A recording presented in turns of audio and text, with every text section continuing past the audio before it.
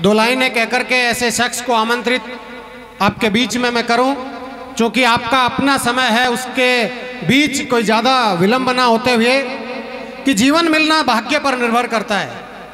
व्यक्ति को जीवन मिले ये भाग्य के ऊपर निर्भर करता है, लेकिन मृत्यु आना वो समय पर निर्भर करता है। लेकिन मृत्यु के बाद भी अगर लोगों के दिलों में राज करने की बात आए तो हमारे कर्मों के ऊपर निर्भर करता है।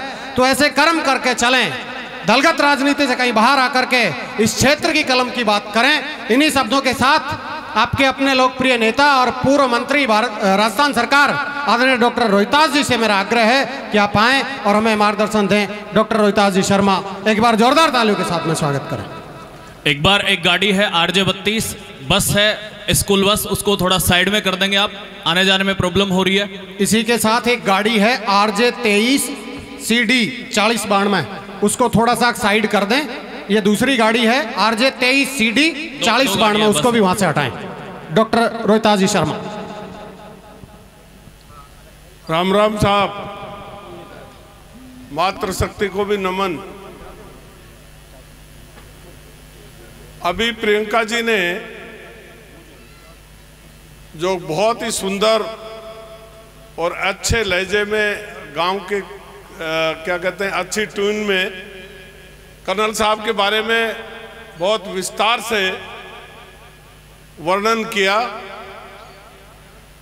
इसलिए मुझे कर्नल साहब के बारे में ज़्यादा बताने की ज़रूरत नहीं। उन्होंने बताया कि राष्ट्रीय स्तर के भारत सरकार के जो बड़े बड़े सम्मान हैं, तीनों चारों सम्मान, चाहे अर्जुन पुरस्कार हो, चाहे दूसरे पुरस्कार हो, अच्छी सेवाओं के पुरस्कार हो, सारे पुरस्कार कर्नल साहब को भारत सरकार ने दिए हैं। सचमुच कर्नल साहब की जितनी तारीफ की जाए वो कम है। ये बहुआयामी व्यक्तित्व के धनी हैं। चाहे चाहे चाहे कोई विधानसभा का, लोकसभा का मामला हो, चाहे सरहद का मामला हो, चाहे लोगों की समस्या का मामला हो, ये सदैव तत्पर रहते हैं और आगे रहते हैं, आगे बढ़कर सारा काम करते हैं। आज ये धार्मिक फंक्शन है तो मैं थोड़ी सी 2 मिनट के लिए राजनीतिक बात ना करके, मेरे छोटे भाई कुलदीप ने तो चूंकि अगले कैंडिडेट हैं वो, तो उन्होंने तो अपनी मन की बात कह दी, पीड़ा निकाल ली, और इंदिराज जी ने बहुत ही अच्छे शब्दों में सबका अच्छा स्वागत किया और प्रोटोकॉल का बहुत बड़ा ध्यान रखा। मैं समझता हूं कि ये विपक्ष की भूमिका भी बहुत अच्छी विधानसभा में निभाते होंगे, वरना तो ये कह देते मैं बाद में बोल लूँगा, पर इन्होंने परंपरा को कायम रखा, मैं इनका भी आभारी हूँ। मंच पर विराजमान हमारे मोहन जी हैं, कुलदीप जी को तो सुन ही लिया आपने, और सारे बैठे हैं। हमारे सेवाराम जी भी विराजमान हैं, हमारे विदेश सेवा से PR स्वामी जी भी यहाँ पे बैठे हैं, जो लोगों की बहुत सेवा करते हैं। सर्वप्रथम मैं ये कहना चाहता हूँ कि ये धार्मिक फंक्शन है और भारत में धार्मिक परंपराएं बहुत प्राचीन हैं। मैं तो ये कहूँगा कि हिंदू धर्म में अगर कोई किताब है, कोई तो लिखित हिंदू धर्म की कोई पुस्तक नहीं है, पर हिंदू धर्म की यही पुस्तक है, भंडारा, रामायण और महाभारत। और जहां भंडारा होता है, अब सारे लोग, हम दुनिया में हमारे हजारों करोड़ों देवी देवता हैं, सबको हम पूजने नहीं जा सकते, सबके दर्शन नहीं कर पाते। हमारी सैकड़ों नदियां हैं, गंगा, जमुना, ये नदियां भी बहुत पूजनीय हैं, हमको इनके भी दर्शन नहीं हो पाते। परंतु इस भंडारे का सबसे बड़ा महत्व है, वेदों में और पुराणों में लिखा है, पुराणों में लिखा है सबसे बड़ा महत्व है। जब भंडारा होता है वहां भारत के, सारी दुनिया के देवी देवता और माताएं बहनें वो सब प्रेजेंट रहती हैं, सब हाजिर होते हैं। तो ऐसे दर्शन करके, भंडारे का दर्शन करके आप समझो कि सब सारे तीर्थों के दर्शन यहाँ हो जाते हैं। तो इस आयोजन के जो आयोजक हैं शंकर जी और उनका परिवार, ये सचमुच बहुत बधाई के पात्र हैं कि हमारी संस्कृति को कायम रखने के लिए ये महत्वपूर्ण अच्छा काम किया है। और इसमें सब देवी देवताओं के बारे में आपको सुनने को मिलता है, बोलने को मिलता है। दूसरा, हमारी माताएं यहाँ बैठी हैं। सबसे बड़ा, अगर आप हमारी माता बहनों की सेवा करेंगे, ये इधर बैठे लोग माता बहनों की वो सेवा नहीं करते, अगर आप सेवा करते हो तो आपके घर में साक्षात लक्ष्मी निवास करेगी, साक्षात। परंतु सारा काम तो इनके जुम्मे है। ये हमारी माता बहनें, इनके बिना कोई फंक्शन नहीं होता, कोई ब्याह शादी नहीं होती, कोई त्योहार नहीं होता, कुछ भी तो नहीं होता। तो हमारे घर में जब साक्षात देवी हैं तो उनकी पूजा हम क्यों नहीं करते? अगर हम इनकी पूजा करेंगे तो आपके घर में बरकत आएगी और देश तरक्की करेगा और बहुत आगे बढ़ेगा। मैं आपसे निवेदन करना चाहता हूँ, ये सारे देवी देवता आज यहाँ विराजमान हैं। पुराणों में लेख है कि भंडारा जहाँ होता है वह सारे देवी देवता स्वतः ही हाजिर हो जाते हैं। तो और उनमें सबसे बड़ा जो देवी, सबसे पहले देवी को पूजते हैं और हमारी देवी हमारे सब घरों में है। तो ये काम बहुत जरूरी है, ये करोगे तो आपके ये कह रहे हैं पानी की कमी है, ये कमी है, वो भगवान भी राजी होंगे, बरसात भी खूब होगी और पानी अगर आ गया तो खेती भी खूब होगी। कुलदीप धनखड़कर जी को किसानों की बड़ी चिंता है, सही बात है।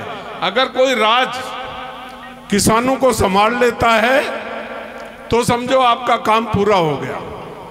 एक महाभारत में एक छोटा सा एक उदाहरण देता हूं क्योंकि कर्नल साहब को जाना है। जब महाभारत का युद्ध हो रहा था तो महाभारत के युद्ध में कौरव परास्त हो गए थे और पांडवों की जीत प्राय निश्चित हो गई थी। कोई 10-20 कौरव बचे थे। उस वक्त कृष्ण ने चलते चलते रथ रोक दिया और रथ रोक दिया तो अर्जुन बोले कि महाराज अब 4-5 मिनट का खेल है, ये करने तो क्यों रोक दिया? बोलो नहीं, इसलिए रोक दिया कि तुम अब हस्तिनापुर के राजा बनने वाले हो और तुम्हारा परिवार का एक वृद्ध व्यक्ति, बुढ़ा आदमी, तजुर्बेकार आदमी मृत्युशैया पे पड़ा है, भीष्म पितामह।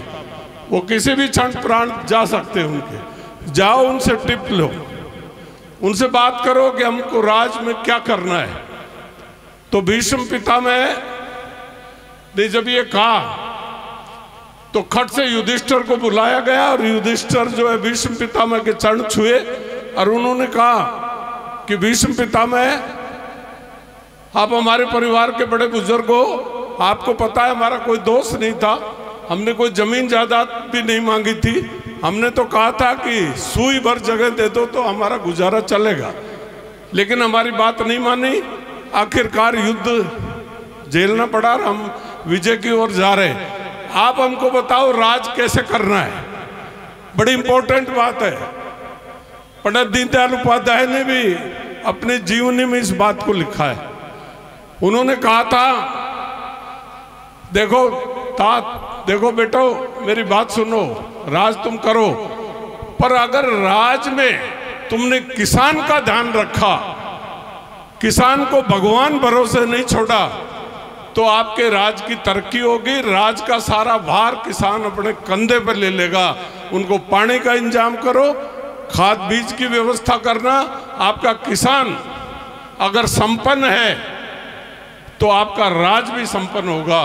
ये उन्होंने टिप्स के रूप में उनको कहा। मैं आपसे निवेदन करना चाहता हूं, पंडित दीनदयाल उपाध्याय जी ने भी ये कहा है, एक अपनी आर्थिक नीति की पुस्तक जो उन्होंने लिखी है कि किसान को भगवान भरोसे मत छोड़ो, नदियों को जोड़ो, जो सूखी धरती है उसको हरा भरा करने के लिए पानी का प्रवाह करो।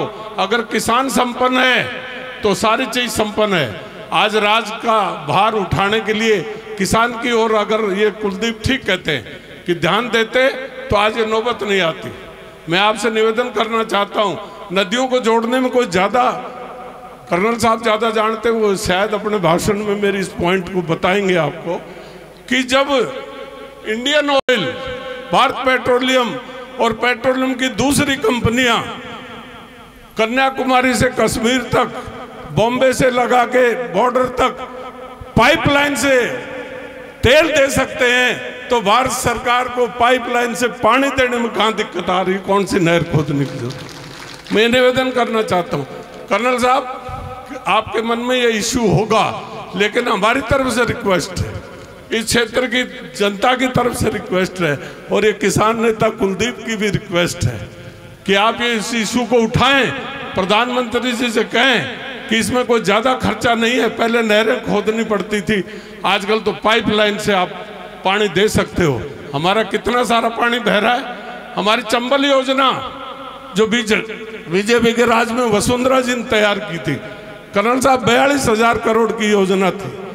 अगर उस योजना को आज लागू कर दिया जाता, आज राजस्थान की सरकार उसको टेकअप कर लेती, तो पता है 13 जिलों को पानी मिल जाता चंबल योजना का। हमने डीपीआर तैयार कर दी थी, सब कुछ कर दिया था, हमारा राज चला गया। इंदिराज जी, आप उस हमारी योजना को माननीय मुख्यमंत्री को, कहाँ गए इंदिराज, याद दिलाओ मुख्यमंत्री को। सिर्फ 42 नहीं, केंद्र सरकार ने, ये सही है पैसा केंद्र सरकार देगी, पर राजस्थान का हिस्सा तो जमा कराना पड़ेगा ना अपने को। सेंट्रल स्पॉन्सरशिप स्कीम जो भी है, ये रूल्स ऑफ बिजनेस में है। सेंट्रल स्पॉन्सरशिप स्कीम जो है वो क्रियान्वित जब होती है, जो जिस राज्य में वो काम हो रहा है वो राज्य को अपना हिस्सा देना पड़ता है। आप अपना हिस्सा दो, फिर हम कर्नल साहब को पकड़ लेंगे, लेकिन ये पानी का इंतजाम करो। मैं आपको निवेदन करना चाहता हूं, अभी मैंने अखबार में पढ़ा, एक मिसाइल है S-400, अभी हमने खरीदी, भारत सरकार ने खरीदी, क्योंकि भारत सरकार की सीमाओं पर बड़ा तनाव है। हमारी सेफ्टी के लिए प्रधानमंत्री जी ने महंगे महंगे हथियार खरीदे हैं, उसकी कीमत 32,000 करोड़ है। तो एक मिसाइल राजस्थान को भी दे देते तो हमारा पानी का उद्धार हो जाता। तो मैं बहुत ज़्यादा ना भाषण दे करके कर्नल साहब को आमंत्रित करने से पहले एक निवेदन करना चाहता हूं कि भाई माता बहनों की पूजा करना शुरू कर दो, अच्छे दिन आ जाएंगे। राम राम। बहुत बहुत धन्यवाद।